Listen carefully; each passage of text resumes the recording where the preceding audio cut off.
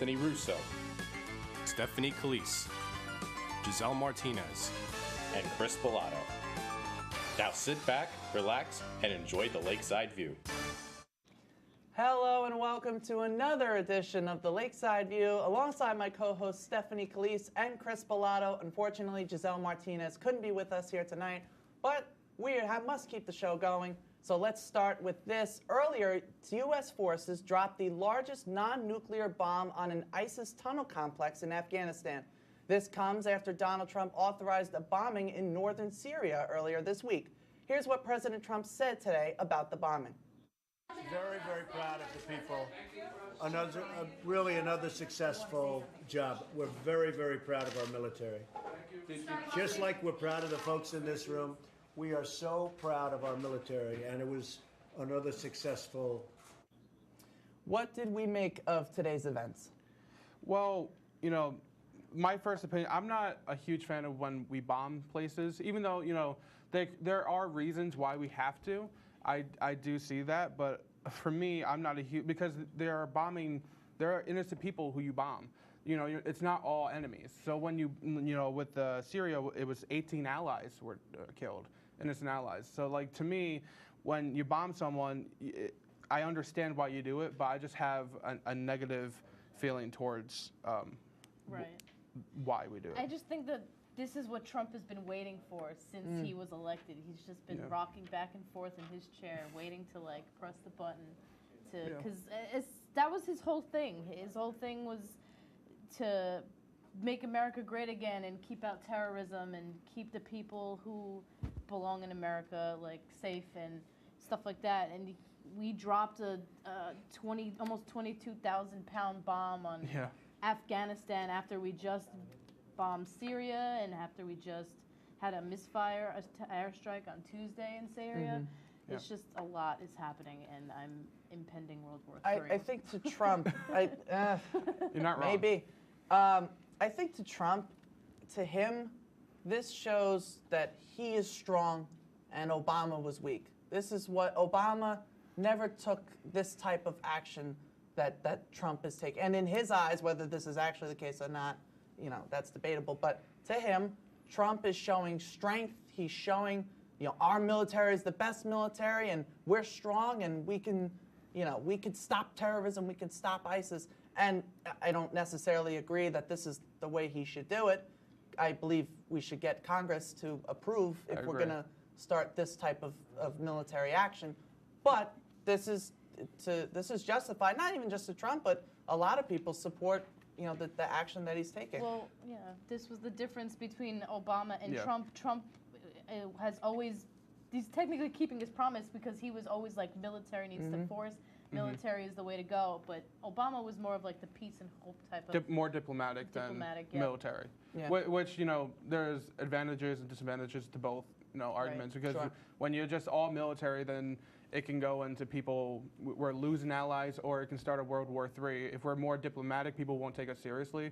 So I like to have a president who's more balanced, and I don't think Trump is more balanced. I don't think Obama was balanced at all. No. So I don't think we've had a president who has actually been balanced like that.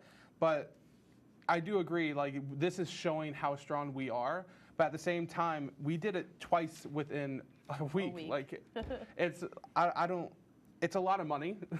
You know, it's a lot of money that we're doing. It's a lot of time. It's a lot of lives. It's a lot of time. information between people. It's absolutely. All right. Well, now we move on to yet another foreign country that we have an interesting relationship, to say the least. Russia Foreign Minister Sergei Lavrov treated veteran NBC News correspondent Andrea Mitchell like a child on Wednesday as she tried to cover high-level talks with U.S. Secretary of State in Moscow. Lavrov questioned Mitchell's upbringing as she shouted a question at Rex Tillerson, who had traveled to Russia on behalf of the Trump administration to meet with Russian officials. As Mitchell began to ask Tillerson a question about the situation in Russia, before she could finish her question, Lavrov attacked her. "Who was bringing you up?" he asked in broken English in reference to how Mitchell was raised. Do you believe Mitchell was treated fairly in this situation? It's so funny because me and Chris were talking about this before, and we both had like different outlooks on it, and you as well, I'm assuming. But the question at hand that Mitchell said was, "How confident are you, Mr. Secretary?" And then she was cut off right away. What I got from that right away was just like the traditional older Russian man was like taken back by like a woman in power trying to like get She her was taking way. charge. Yeah, she was taking charge. She was talking high-level talks with the U.S. Secretary of State. Like, I feel like the way he's very, I'm assuming like a conservative type of man. So What I felt was like, this is how the Trump administration has been treating the press. We have not been respecting, and they haven't been respecting as well to the administration, but it's definitely, you know, they're both, the Trump administration hasn't been respecting the press at all.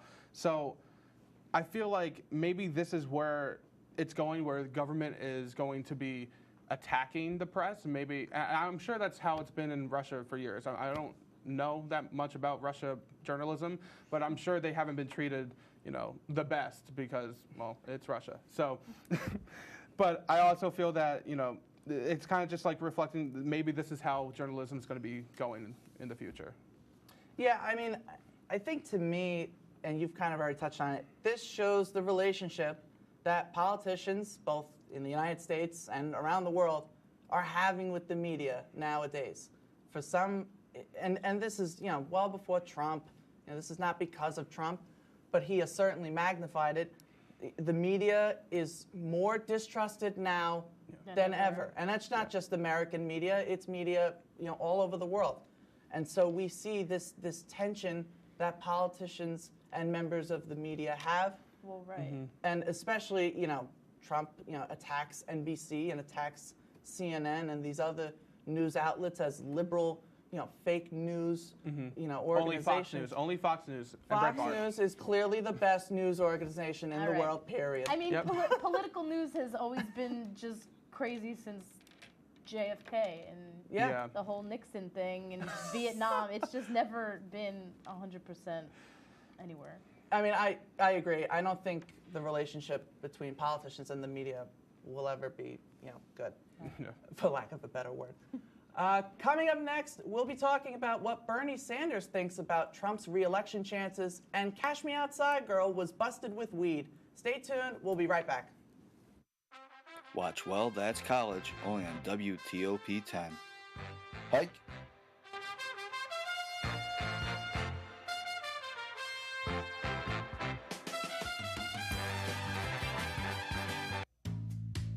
Oh, Paladins.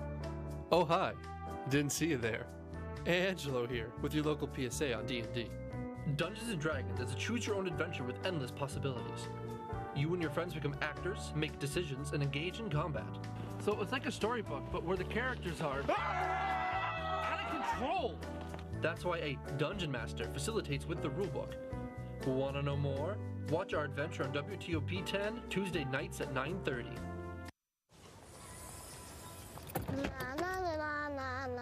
Are we there yet? Yep.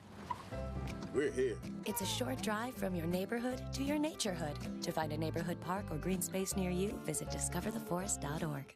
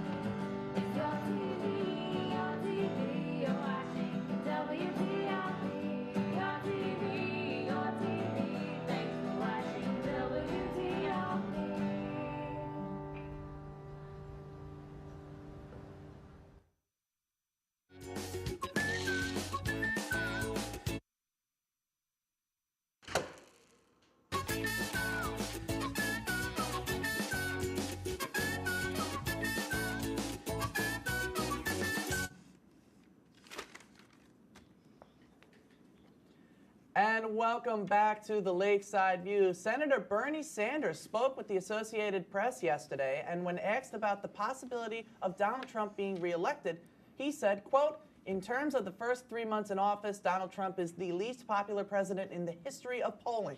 And he would also go on to say that, quote, "I do not believe that if Trump continues these policies, he's going to be reelected. Nor do I think that the Republicans are going to do well in 2018. Sanders, who is planning to launch a cross-country tour with Democratic National Committee Chairman Tom Perez next week, said a more progressive movement is underway that will hurt the Republicans' electoral chances. Do you believe Donald Trump will be reelected?" Well, that's a tough choice because no one actually said that he was going to be elected. Like, no one thought he was going to be elected. So I'm not going to say he's not going to, because you don't know. There's always that silent majority that people, they didn't want to say that they were voting for Trump. And so you don't know who actually is a Trump supporter. And, that's kind of sad. But I also want to highlight what he has done. So he withdrew from the TPP. He green-lighted the pipelines. He wants to build a wall. The immigration bans, both of them, which were blocked by Congress, or not Congress, the courts. He wanted the repeal and replace plan for Obamacare, which failed. And also, the good thing, which I think was really good, was the Supreme Court nominee. If he had to choose a nominee, I was happy that it was Gorsuch. Yeah, can't say his name. But I was actually happy with that. But overall, I do feel like he hasn't had the best trend of his achievements right now. He has a lot of failures. But I feel like it's only his first, 3 months. First 3 months. He has time to redeem himself. Right. I'm not going to count him out right now. I think it just all depends on how he executes everything he said he was going to do. So he's been doing what he says he was going to do. Not all of it is, catching fire and doing as well as he thinks it would have. But, it depends how beneficial everything he's about to do is to America, because that's what's important, is the benefit to Americans and citizens, and how everything he is doing will make us great again. Yeah, I mean, I think it's way too early to even think about 2020. What can happen in the next 4 years is anybody's only guess. Only 0.6 of his term just it's went done. by. No, we're not even. I mean, has it even been 100 days? I don't think so. I don't know. It's like 90. It's like 90 something, right? That's what I thought. Yeah. Based on what's happened in these 90 days it's been. Tackling the big things right away. Yeah, he's trying. Obamacare fell through. His plan for that. I agree with you. I think the Supreme Court pick was a very good pick. That, but then the Middle Eastern ban. Yeah. How can you tell? He has so much time to either destroy this country or really make it great again. Yeah. I don't understand how Bernie, now 2018, they're not looking so good, those running for the Senate and House re-elections. Yeah, I think they might be in trouble. Yeah. I think anybody who's in power definitely wasn't a fan of him from the start, so they're just waiting to see is it 2020 yet? I'm ready for this to be over. No, so. I think Bernie has it right when he says progressives they're angry and they want to make a change. So I think we'll see that in 2018. Danielle Bregoli, aka Cash Me Outside Girl, has once again found herself in a sticky situation. The 14-year-old, famously remembered for her Cash Me Outside line on Dr. Phil, was allegedly cited by Florida police officers for weed possession. Bregoli was at her friend's house when an officer drove by and picked up the scent of weed. When the officer confronted them, since neither one wanted to rat the other one out for allegedly smoking a joint, police cited them both.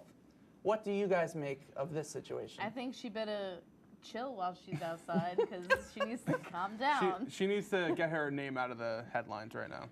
Yeah. I feel like she's had too many headlines with the airplane fight and then a fight at a bar. You gotta calm down. I get you're famous. I guess I don't consider you famous, but no, it's just so annoying when these little kids or little whatever get famous for just one line or just being a person. The Alex from Target, or I don't know. Damn Daniel. Where's Damn the beef Daniel, lady? She's gonna just die out soon. And I can't wait for that day. I think she needs to catch herself. That's what she needs to do. She She needs to go inside and catch herself before she's going to be doing all the stupid stuff. How long did that take you to come up with? The whole commercial break. You better catch herself before she wrecks herself. Exactly. There you go. We also, like, she's only 14. And, like, she's doing all these crazy things. Like, she, you know, I'm not going to say weed is crazy because people smoke weed at 14. Cares? Like, that's not even, like, a discussion. But, like, she, getting into fights, going to anger management, like, it's not like she's, a normal teenager. I just think she needs to get away from the public. And it's kind of hard when you're that, high up in celebrity. Because people like crazy people. Because people think that talking ghetto is funny, but I mean, I do it to be funny, but like she's doing it to like it does have money. its moments. She's doing it for money. She gets $400,000 for like Speaking. going to an event. Like it's crazy. I wish I had that. Girl, bye. I mean, I've said from the beginning though, and I said this the first time she went on Dr. Phil. I blame the mother more than I blame her. 100%. That mother, the girl is crazy, but that mother needs to catch herself too. She had like the K+8 haircut. The mom did. She dresses like her. She dresses like her daughter, and it's like, and then she kind of wants that to happen so she can become famous. She goes, "This is all mouth." But like you gave it to her, so like I'm not sorry. And she kind of like she wanted her to say that. I feel like she knew she was gonna be famous if she did that on Dr. Phil. You really think they predicted Cash Me Outside? I think they did. I don't think you can predict that. That's another conversation for another day. Coming up next, we'll be talking about the controversy at Middle Tennessee State and how an 8-year-old is a better driver than you are. Stick around. We'll be right back.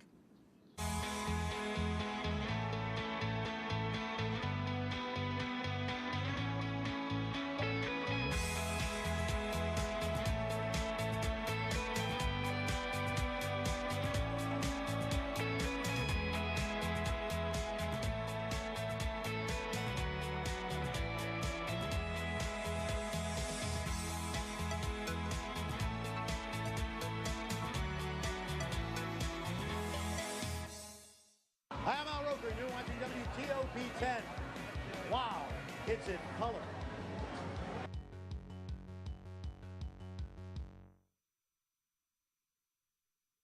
I am an American. I am an American. I am an American. I am an American. I I am an American. I am an American. I am American. I am an American. I'm an American. I'm an American. I am an American. I am an American. I'm an American. I am an American. I am an American.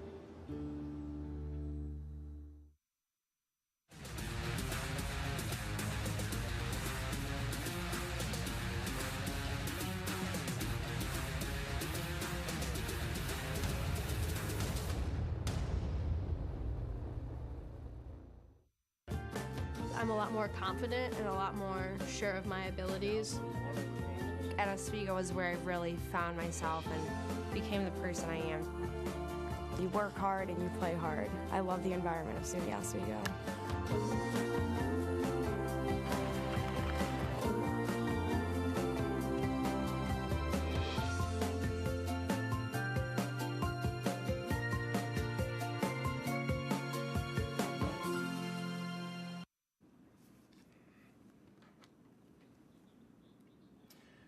Welcome back to the Lakeside View. 2 Middle Tennessee State football players have been indefinitely suspended after one took video of the other slapping a puppy repeatedly. Linebacker Shalom Alvarez was on camera hitting the animal, which yelped after each smack, and defensive lineman Justin Akins filmed it and posted it on Snapchat. Thankfully, someone saw the video and informed the Murfreesboro Police Department on April 6th. Alvarez and Akins are being investigated for animal cruelty. Chris, I can only imagine the passion that you have for this topic. I am so ready for this topic right now. Let them have it. I wrote on my paper just no. That's all I wrote. He did. He wrote no on his paper. I wrote paper. really big no. How? I don't understand how someone can just think that it's so cool to hit a little tiny dog over and over. I don't know if he just thought that was funny. Oh, this is going to get so many likes on. Well, you don't get likes on Snapchat. What are you doing it for? it bothers me so much that people like I think they just think they're so tough that they can hit a dog. Like it bothers me. Like I cried watching the video. I cry when any dog abuse video comes out. Like I cry at the ASPCA videos. So It's so funny. True. I mean, it's not funny, but on my way over here to the studio today, there was a woman walking her dog, and she like jumped on me and everything. And I was like, "This is such a cute dog." Imagine somebody like went and hit that dog. I would lose my mind in anger and like, why? What possesses someone to hurt an innocent animal? What possesses people to do anything? Is sociopaths. I mean, not okay with me. I don't know about you. I think dogs are better than people. 100%. So when I see this, they're loyal, they're adorable.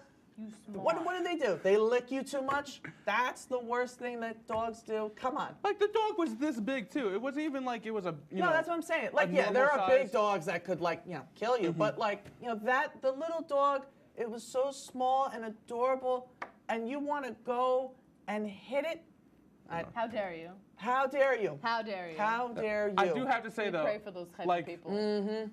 At the beginning, I'm like, oh, he was just like playing around, and then I saw like he's on the ground, No, like literally beating him. I'm like, what's the point? I don't understand like the satisfaction that you're getting. You got a 6-second video on Snapchat. Like I don't understand. Like there's no like I don't understand why he would do How did you that. think that was gonna go about? You think like because he's on the football team, right? Yeah. The coach would have been like, "Good job, man. Good job. You beat that dog. You did it really well. Like, you're gonna get paid now." That's how much that was so appropriate. Like I don't know. Did he like not think he was gonna get caught? Like I think just, he had to. I don't know think they some won't kind of figure drugs out or who it something. is. I don't think they like he cared. Like I don't think people. I don't think he thought people would care. How but, dare like, him? Come on. How dare you? But like, that's what. How dare you? I mean, like I Yes. said, I care more about dogs than people generally. If he was beating up a small child, I care. But like, Not as much. not as much. Come I'll be on. honest. I don't know. That's just me. Harsh. All right, well, we move on to another football player. Aaron Rodgers may have been in love with Olivia Munn, but his family was not. A source close to the former Lovebirds told Us Weekly that the Green Bay Packers quarterback ended his 3-year relationship with Munn because she was driving a wedge between him and his family. The insider also revealed that it was Rodgers who had started to distance himself from his parents and siblings because of the drama surrounding his relationship with the actress. It was previously reported that Rodgers' family had told him shortly after he started dating the actress that she wasn't with him for the right reasons. Have you guys ever experienced a similar situation to Aaron Rodgers and Olivia Munn? I feel like once anybody is in a relationship, there's tedious times where you make time for your family and your significant other. So I mean, I get that part of it, I guess, but like, how did it get so bad to where like he had to stop the relationship? That is kind of odd to me. And the fact that his family said that she's with him for the wrong reasons, but she's also like an actress, so like I feel like the family is just like crazy. Mm-hmm. Well, like I've had relationships where like the girl she didn't want me to be with my family as much as I was, because me and my family are very close. We're tight. Like we live a block away from my cousins. Like it's literally like we all live right next to each other, like brothers and sisters. But so she didn't like that relationship. So when like she saw that, she wanted to take me away. She didn't want me to like necessarily have a relationship with them, because I don't know if she thought that they were telling bad things about her. She was very crazy, by the way. She was a very crazy person. I could tell. But like, so I've had relationships like this, and it's hard to get out of them because like you don't see it. You don't see that they're like trying to rip you apart, but eventually like your family's gonna come to you and be like, yeah, you're not hanging out with us. Why is that? And then you're gonna look back and be like, there's a reason, and she's it. She got to go. It's the family or a relationship. That's really all that matters. I mean, I'll just add quick. I feel like we all have a relationship where we feel someone may be either controlling or too in our lives and too in our personal space. It doesn't necessarily have to be boyfriend, girlfriend, or husband, wife, or whatever it is. It could be your parents, it can be siblings, it can be there's so many different people that could have that type of influence over you. And when that happens, you kind of just got to tell them, back off. Back off, yeah. Cash me outside, that's what you got to tell them. I feel like I try to be the perfect balance of like, not controlling, but like there, and then also giving him space. I feel like I I do a pretty good job in that, but my boyfriend will probably tell. I'm sure your I'm boyfriend. sure you're fine. Your boyfriend thinks you're great. Thank God. I hope. All right, this is my favorite story. An 8-year-old boy drove his 4-year-old sister to McDonald's late Sunday night. You heard me right. The boy strapped his younger sister in the back of his father's work van and proceeded to drive to McDonald's, which is about a mile from their home in Ohio. Oh, that burger looks good. I don't blame that 8-year-old one bit. Witnesses in other vehicles said he obeyed all traffic laws, including stopping at red lights, obeying the speed limit, and he didn't sideswipe anything. At the drive-thru, the workers at McDonald's thought that the parents were pranking them after the boy paid for the cheeseburger and chicken nuggets with money from his piggy bank. Honestly, yes. The boy said he learned his impressive driving skills from YouTube videos. What do you make of this? That's amazing. Is that not the greatest That is story we have ever amazing. done on this show? I wish I had that much courage to go into my father's car and drive At to 8 McDonald's. years old. Can we just talk about how responsible he was? Like he No, took the time and like strapped in his little sister or brother or whatever it was, and was like, okay, we're gonna go get some food. I know you're hungry. Here we go. And here we go. He's driving, stopping at the lights, signs. obeying the people. He's not just he. How does he know? Like, I get YouTube videos, but how do you know? Like, there are like things that, like, you know, stopping at, like, you have to stop at the stop line and stuff When like that. you're So, like, determined for that Big Mac, anything is possible. Honestly, that's me every day. And credit to YouTube for being able to educate an 8-year-old boy 100%. about how to obey all traffic. I mean, he drove a mile. I mean, that's not like far for like us, but for an 8-year-old. That's pretty far for your first driving experience. That's what I'm saying. For At an 8 years 8-year-old old. driving, I can't believe his foot reached the The pedals. Never first mind. time I drove, I was 13, and I thought that was young, but this kid's got me beat by Yeah. like half that. And not only, it took me a long time to figure out drive-thrus because I would miss the turn or like I would go on the curb and I would just be like, I'm not the best driver. But, so this kid's obviously better than me already. So like for him to just go to a drive-thru, like randomly, and he does it perfectly, I'm shocked. YouTube taking over the teachers YouTube, of America. credit to them. I would also want to say that the workers thought the parents were like pranking them. Yeah, that's at really the funny. drive-thru. Because that's also how good the kid did. a secret amazing Yeah. part of this story. All right, well, we're gonna wrap it up. What's your plans for Easter, guys? Here. Here? Yeah, Wow. we're staying here. Same. That's amazing. Very boring. Yeah, none of us are going home. Thanks We're to all the risen of Christ. wow. And on that note, we're gonna wrap it. Oh, look at the bunny with the eggs. Aw. I love the I bunny. love bunnies. That's a really cute picture. I really like that. I really liked it. I chose Graphics it. department, good answer, graphics. All right, well, thank you for joining us tonight. Be sure to stay tuned for Inside the Club at 10:30, and be sure to join us in 2 weeks when we return to give you more of the top stories. Thanks for watching, and remember to always enjoy the Lakeside view. Have a good night. Night. Adios. Find us on Twitter. Not wrong. Hey, President Stanley, what's your favorite television station? I don't know. Hey, guys, what do you think?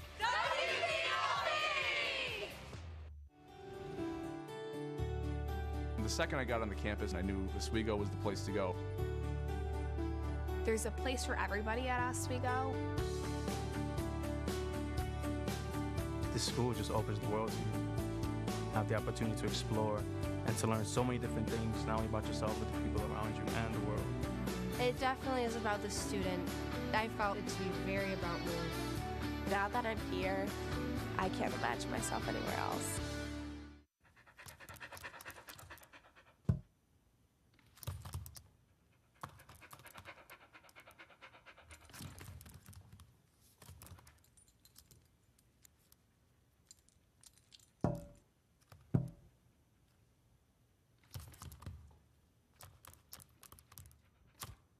There's a shelter pet who wants to meet you.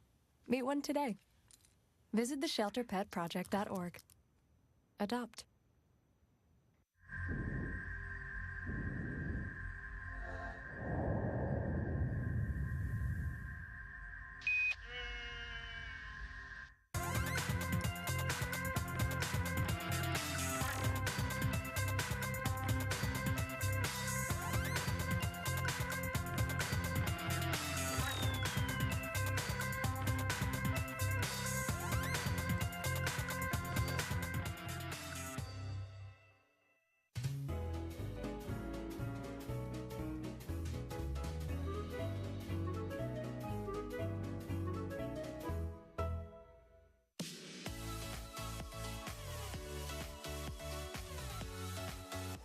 man, Flo Rida, and right now you got it locked to WTOP.